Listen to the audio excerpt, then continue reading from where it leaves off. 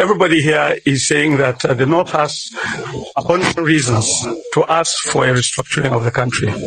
That is one important thing that is coming out of this. And I'm sure the reasons behind this assertion will come out of the conference at the end of the day. The imbalances that exist, for example, in federal appointments, the civil service. Of course, the North has issues that they would like this country to look at.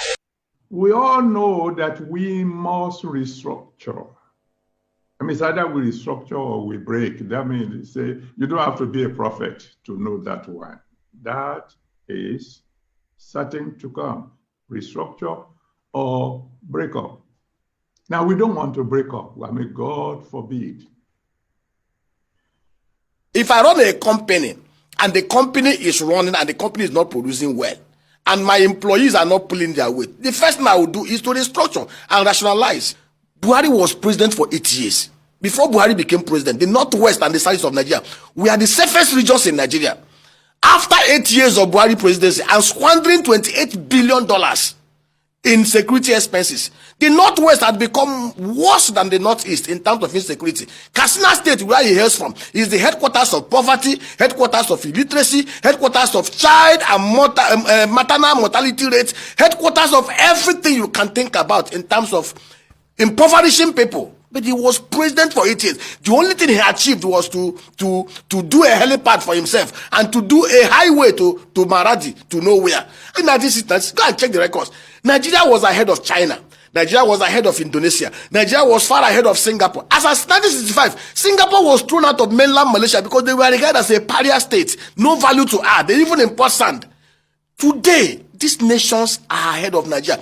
I looked at the GDP per capita in 1980. GDP per capita of Nigeria was far ahead of South Korea. Today, South Koreans, 28 million people, have GDP of $1.6 trillion. Nigeria, a country of 217 million multi-talented people, we are struggling with less of Yemen, Afghanistan, and Pakistan. God help us. We have everything it takes to be among the top 7 biggest economies in the whole world. We have the manpower, we have the natural endowment, and we have the God-given resources. All we need is the right leadership.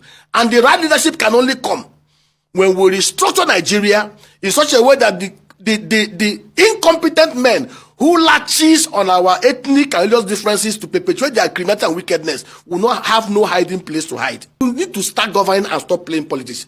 And I want to encourage him. Let us all encourage him. Anybody who truly loves Nigeria must encourage President Bola Tinubu to go all the hog. Remember, from 1999, he was the first governor to create his own local government areas, and which was his right. He was at the forefront of calling for resource control, for fiscal federalism, for 7 national conference.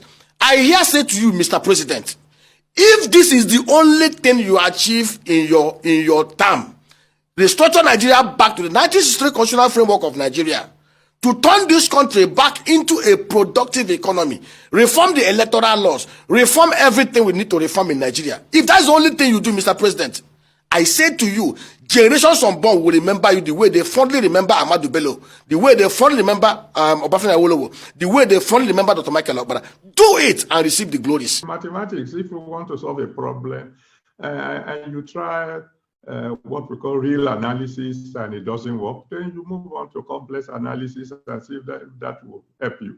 If that fails, you move on to vector analysis and so on. When we begin to talk about Nigeria, in the year 2060, the first question that a mathematician will want to ask is, one, are we sure there will be Nigeria in the year 2060? In other words, you're talking about something that you are not 100% sure will be there at the time you are talking about it.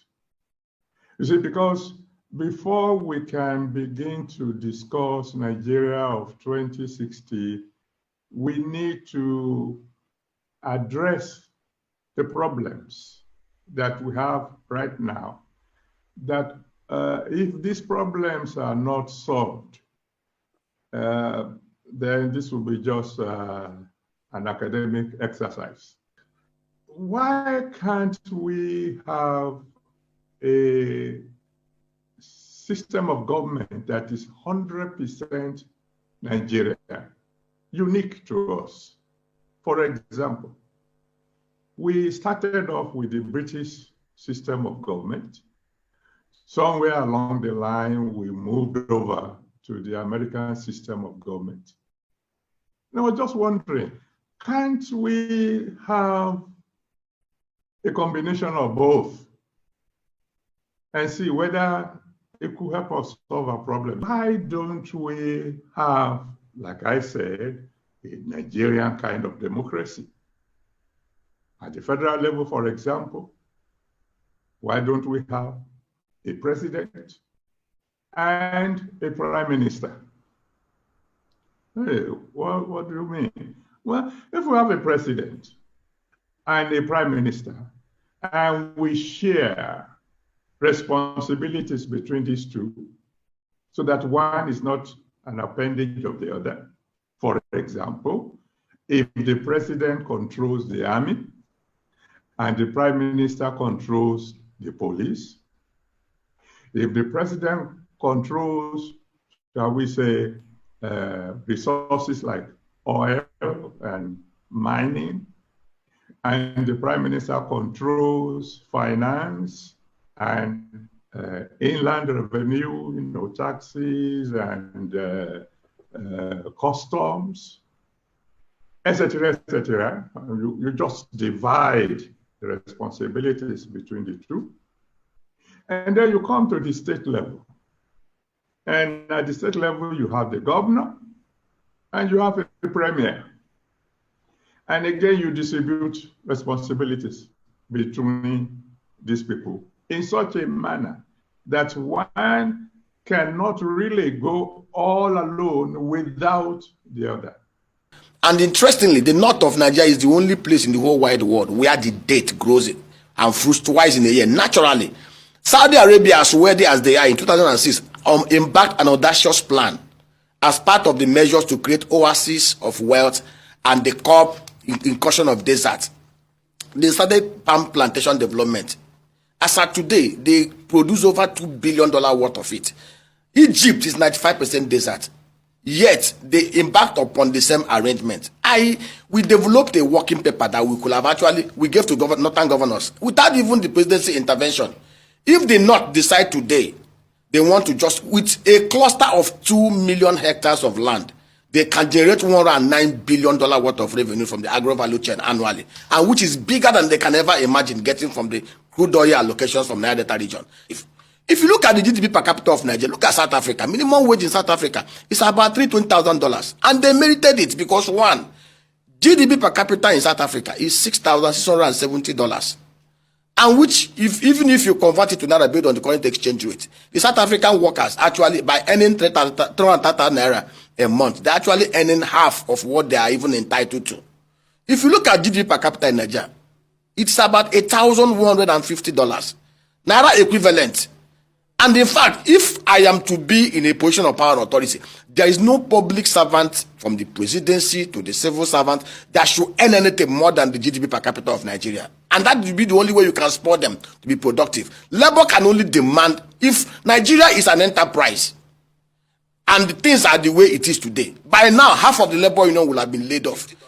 Hi my people, welcome back. I know many of you go down listening to waiting many people where we see them talk for years, talk concerning restructuring of Nigeria and many things where we see many people they see for this country called Nigeria.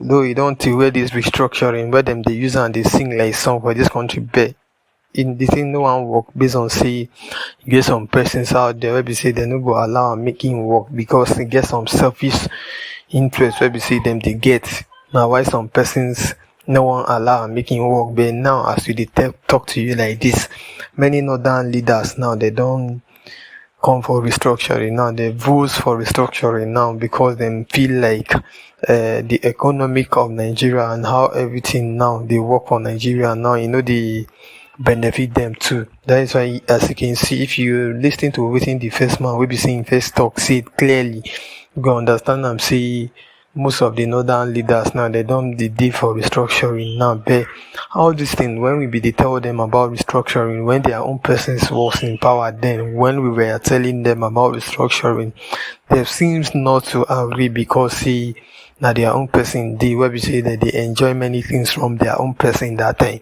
Now why we see them they disagree with the restructuring of Nigeria at that time, but now we another person from south don't they now they are coming for restructuring. Though if they need now they need restructuring in good bet. I would like me you ever see the listening to us watch the video to the end and hear what people said. I will be right back. Thank you.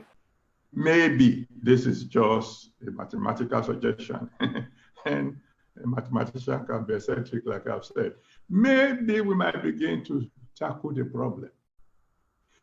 And if we're going to adopt this model, which you eminent personalities will be able to talk about, I think then we will need urgently to restore what we used to call the House of Chiefs. I have a feeling that one of our major problems is that we have pushed the traditional rulers to the background. And I believe that's a great error, particularly for a country like Nigeria. You see, I find it very ridiculous that one will ask a traditional ruler to inform the chairman of his local government before he travels. Go to any town in Nigeria.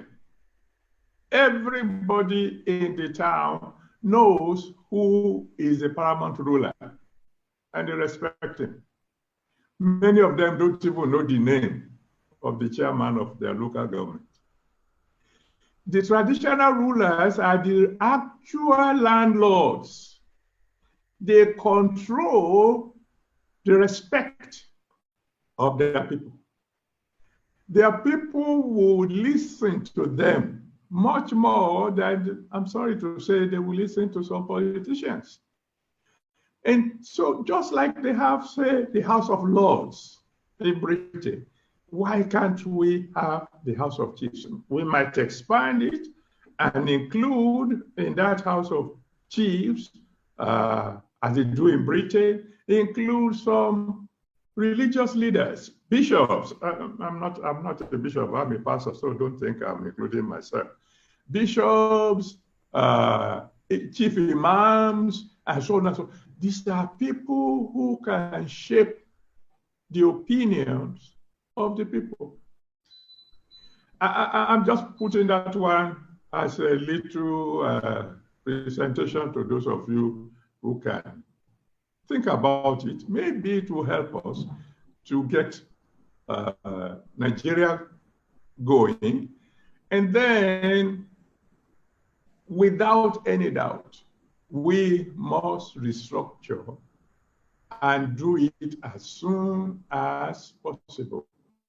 A United States of Nigeria is likely to survive much more than our present structure. I don't talk am before, I go still talk am again.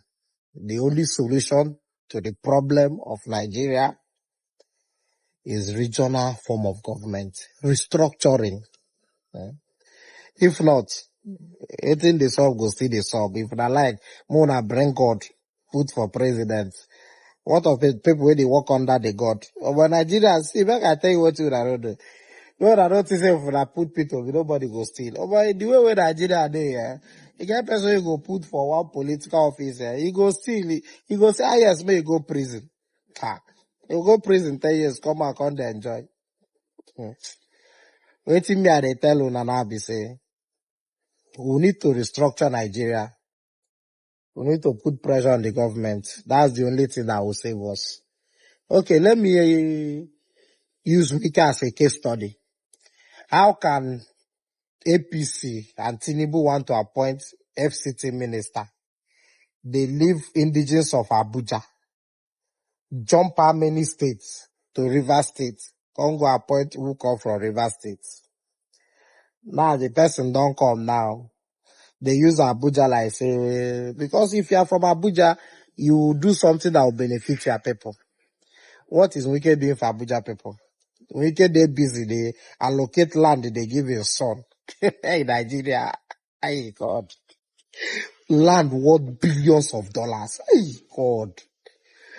Wike go live television, live broadcast. Tell us he gets Rolls Royce. He buy a 600 million. Only 2 years in office. You don't finish the money with the Abuja be that now. Eh? Now, after his tenure expire, Wike will go back River State. Who want hold am? You see am? But why not appoint somebody, a budget person, somebody from FCT? Is it that they are not qualified also? They are not even if they are not educated, politics is not about education. It's about integrity, somebody that will work. That's why I say regional form of government is the best. Because you are working for your people. Your people who will be able to hold you accountable. If you thief money, who go hold you. If you misuse our funds, we'll hold you. You don't understand? That is the best thing. Because be it tomorrow, be it next tomorrow, a Yoruba man want a Yoruba person to be the president. Hausa people want Hausa person to be the president. Igbo want the same thing too. So how is it going to work? But there are many people in government, many politicians. I don't even know, most of them, I don't know their duty. I don't know their function. Go to National Assembly, there are how many of them? Do you know how much is their salary? That is the best thing. Look at what Wike is doing now. See him. You know, they see him. See him now. See Wike. See. Nigeria. Mona get sense, so Mona get sense. Restructuring is the solution, is the answer. Welcome back. I know you must have don't finish the video and hear within every person's where we see them talk for here, don't talk. Although this matter yes, the only solution we be saying go fit dey, we go solve many things for this country. Now be that restructuring we dey talk. Because as it is now, you know, see, the resources we be saying dey for south now. The resources for south now, north now, they depends. Most of them depends on the resources.